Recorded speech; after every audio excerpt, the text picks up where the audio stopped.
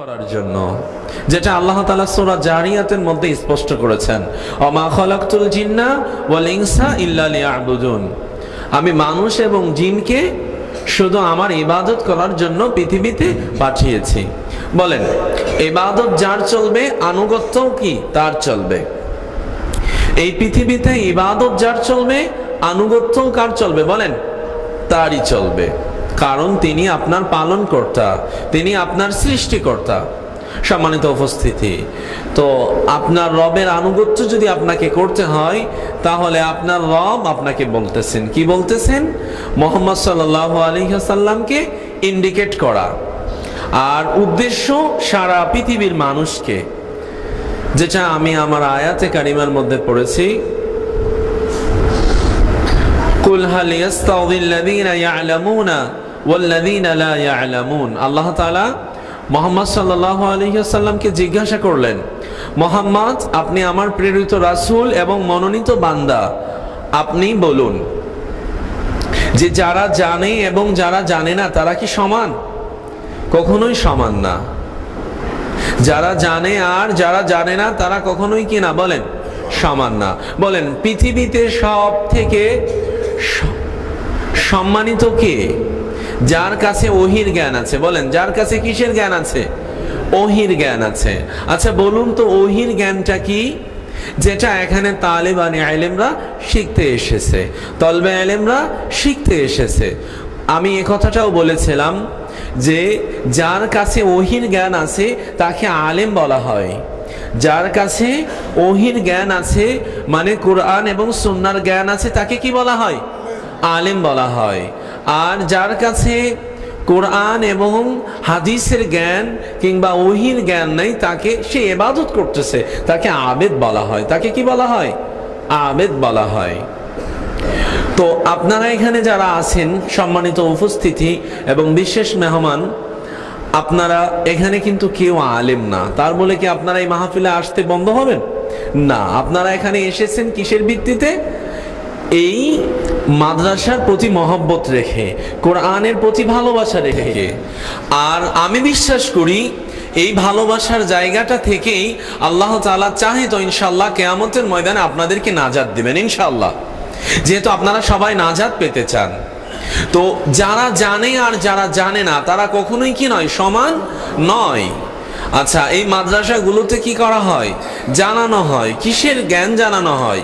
কিসে? ইসলামের জ্ঞান জানানো হয়। বেসিক্যালি আমাদেরকে জানতে হবে ইসলাম মানে কি।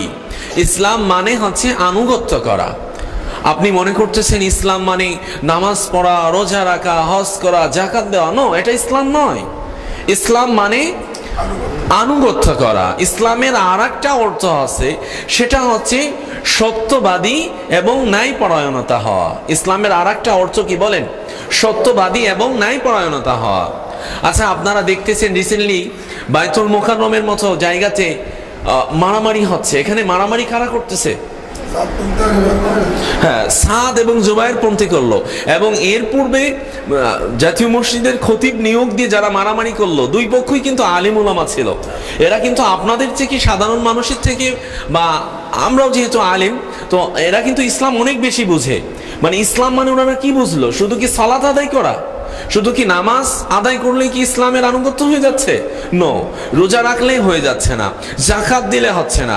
ইসলামের যে অর্থ সেটা হচ্ছে যে আনুগত্য করা, এবং আনুগত্যর পরে সত্যবাদিতা এবং ন্যায়পরায়ণতা। মুহাম্মদ সাল্লাল্লাহু আলাইহি ওয়াসাল্লাম উনি কিন্তু সূরা ফাতিহা 40 বছর পর শিখেছেন, কিন্তু উনি জন্মের পরের থেকেই সত্যবাদী ছিলেন এবং ন্যায়পরায়ণতা ছিলেন। পৃথিবীর কোনো গ্রন্থে আপনারা দেখবেন না, এবং কোনো মানুষ এটা প্রমাণ করতে পারে না যে মুহাম্মদ সাল্লাল্লাহু আলাইহি ওয়াসাল্লাম তার 40 বছর বয়স পর্যন্ত কখনো মিথ্যা বলেছে। আরবের মানুষেরা, এটা কিন্তু আল্লাহ তাআলা ওহীর মাধ্যমে তাকে আল আমিন উপাধি দেয় নাই। আরবের মানুষেরাই তাকে আল আমিন উপাধি দিয়েছেন। কিসের ভিত্তিতে তিনি পেয়েছেন? সত্যবাদিতা এবং ন্যায়পরায়ণতা। আরবের মানুষেরা নিজের স্ত্রীকেও বিলিভ করতে পারতেন না। একটা জিনিস স্ত্রীর কাছে যে রাখবেন, এটা ওনারা বিলিভ করতে পারতেন না যে আমার স্ত্রী এটা আমানতের খেয়ানত করে ফেলবে, কিন্তু এটা ওনারা রেখে শান্তি পেতেন এবং খুবই দৃঢ়তার সহিত ওনারা রাখতে পারতেন। সেটা হচ্ছে মুহাম্মদ সাল্লাল্লাহু আলাইহি ওয়াসাল্লামের কাছে, যার কারণে তিনি পৃথিবীর সব থেকে বড় আমানত দানকারী, আমানত রক্ষাকারী মুহাম্মদ সাল্লাল্লাহু আলাইহি ওয়াসাল্লাম। তো আজ এই মাদ্রাসাগুলোর মধ্যে সত্যবাদিতা, ন্যায়পরায়ণতা এবং মুহাম্মদ সাল্লাল্লাহু আলাইহি ওয়াসাল্লামের রেখে যাওয়া যে দ্বীন ইসলাম, সেটা এখানে শেখানো হয়। এবং এই মাদ্রাসাগুলোর মধ্যে যে শিক্ষা শেখানো হয়, সেই শিক্ষা দিয়ে মানুষ রবের পরিচয় পেতে পারে। বলেন কিসের পরিচয় পেতে পারে? রবের পরিচয় পেতে পারে। আমরা ইতিপূর্বেই জেনে আসলাম যে আমাদের রব কে, যিনি আমাদের লালন পালন করেন। সম্মানিত উপস্থিতি, এখানে আপনারা যারা আছেন, আপনারা অধিকাংশই আমাদের ছাত্রদের গার্ডিয়ান। আপনারা হয়তো ভাবতে পারতেছেন বা ভাবতেছেন যে ছেলেটাকে মাদ্রাসাতে দিলাম, ছেলেটা কি শিখবে? আমার বাড়ির পাশে